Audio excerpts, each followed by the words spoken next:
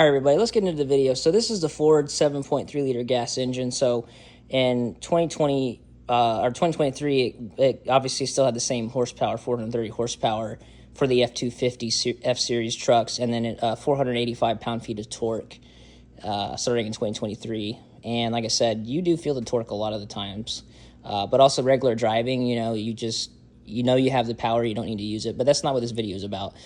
This video is to talk about how this engine is one of the best made engines for heavy duty short drive cycles, and a lot of other drive cycles too that are considered heavy duty. And it also makes a great daily because it can handle all those types of drive cycles. So delivery applications, this engine's really good for that. UPS and FedEx and even Amazon have their delivery trucks that go through neighborhoods and stuff that you see all the time, the loud ones. Well, that's what they're using.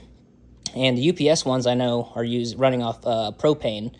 And so these engines go like 400,000 miles in those trucks. Now, they're a little bit different. They're basically the same engine. Of course, they don't have as much horsepower and torque because, like I said, I think they're running on an economy tune, and their exhaust system's a little different too.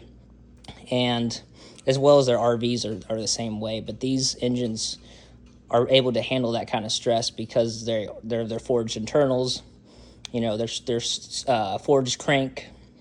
That helps a lot about this engine. And I'm going to keep this engine a long time, and I'm excited to see how it holds up. And I most likely will buy another one of these engines in trucks. I'll probably buy a trimmer next, but I probably won't buy it new. I'd buy it used just because it'd be cheaper that way. But that's not for another like 8 years probably.